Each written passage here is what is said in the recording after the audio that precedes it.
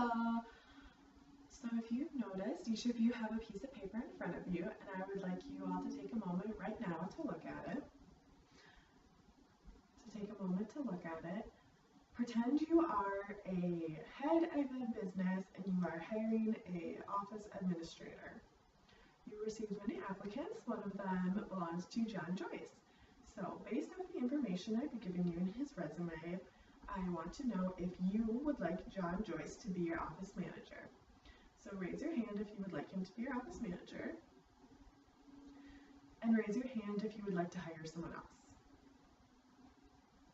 Alright, so I see that the results are kind of mixed, and I'll explain what I did here. So the front half of the room has applications, has the resume that looks like this. And then the back half of the room, I gave the exact same resume, except it has a picture of a man named John Joyce on it, quite large. The picture and the man, he is obese.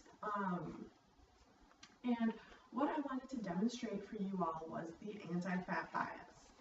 The anti-fat bias is preconceived assumptions of personality characteristics based on the visual assessment of someone being overweight or obese. So you visually feel like they are overweight, and then you make assumptions of their personality and their ability based on your visual assessment of them. So normally what tests like this receive is that people will dislike overweight people in numerous circumstances. There was a study similar to the one that, was similar to the experiment I just did on you, but on large scale. It was done in 2011, and it was called The Role of Automatic Obesity Stereotypes in Real Hiring Discrimination. And the results of that study were that people were more likely to hire average weight applicants than their overweight or obese counterparts, even if overweight or obese applicants were more qualified for the job. Now, the rate of which they were hired less varies upon several things, one of them being the kind of job they applied for. If it was a job with minimal interaction with other humans, i.e. they wouldn't be seen a lot, then they were a little more likely to be hired, but still less likely than an average weight person. And if they had a job where they would be interacting with people often, like a sales representative, they weren't hired that much. So what this means is that people do care what people look like, especially when it comes to weight. So in this class, the results were a little bit mixed, which I can account for by a couple things. Maybe you received a picture of John Joyce and you thought he was qualified for the job, but you didn't want to hire him because he was overweight. However, you didn't want to announce this, or you didn't want to tell the class that you didn't want to hire him mostly because he was overweight. So you'll change your answer because of pressure, because you don't want people to know how you really feel. Or you just are picky and you wanted someone more qualified. I'm not sure. There's a little bit of variability in the responses in any group, but on average, people are less likely to discriminate. So you're probably wondering why I'm talking about the rate which will get hired to a group of potential certified nursing assistant students. So I'm talking about this because it is very relevant in the career you're about to go into. You help obese or overweight people quite often because their lack of mobility or limited mobility, along with other factors such as drug side effects and health concerns, leave them overweight. You will help these people clothe, bathe, go to the bathroom, and just help with everyday life activities they can't themselves do. It's important that you give these people adequate and fair care as you would any other patient of any weight. So there's two different ways which the anti-fat bias can be present in people. The first way is explicitly, and the second way is implicitly. So explicit prejudice basically means that you are aware that you have these feelings. And implicit means that not aware that these feelings can come about unconsciously, and you may or may not be able to control them. An example of explicit would be when you received the resume and if you had the picture of the obese John Joyce on it, and you know you don't want to hire him, instantly when you see the picture you go, I wouldn't hire him because he is fat. That is an explicit prejudice. You are aware.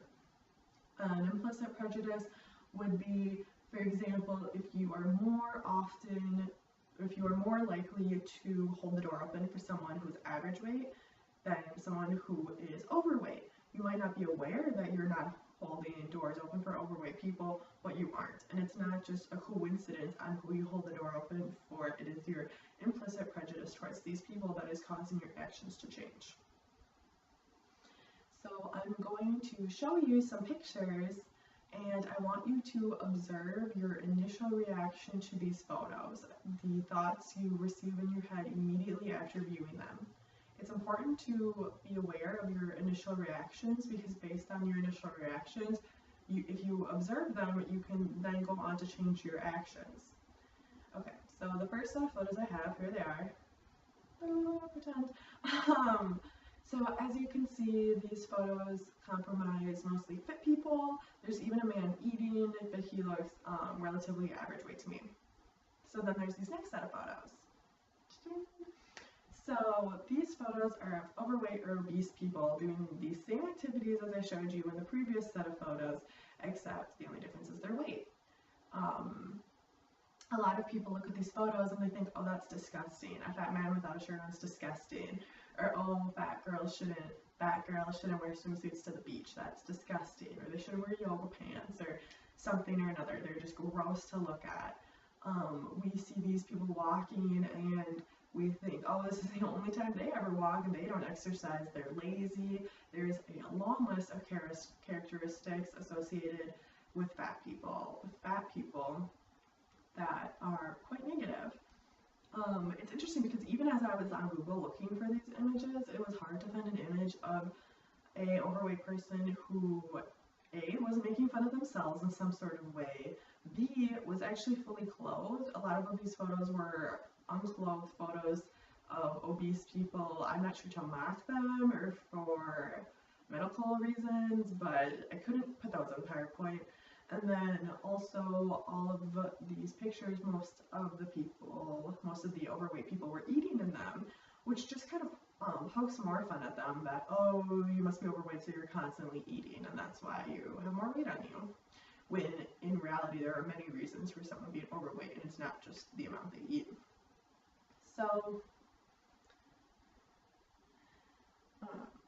so this is important for CNAs because, as I said, you will be working with overweight patients a lot and you can't exhibit any bias towards them. And it's important, even with your coworkers, to understand and recognize if they are being discriminatory towards overweight patients because maybe they have an implicit bias that they are not aware of towards them.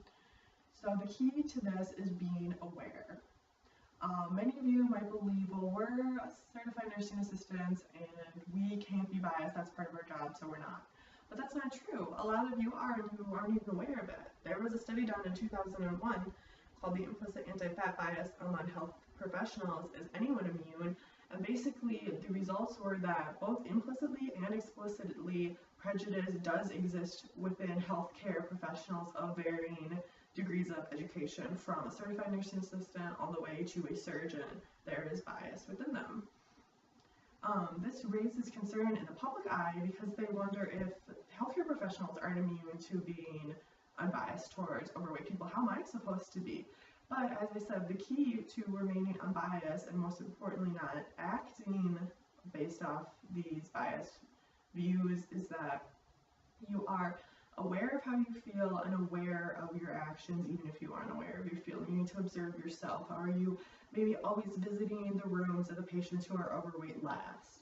Or are you more often than not skipping out and providing them the best care? You can take these reactions, take these observations, and then further change your behavior. So I believe that although it's not 100% preventable not to be biased and stereotypes will always live inside all of us, our actions can be changed if we are knowledgeable on the subject. So I hope all of you will go off to be wonderful CNAs now who will not be biased against your overweight patients.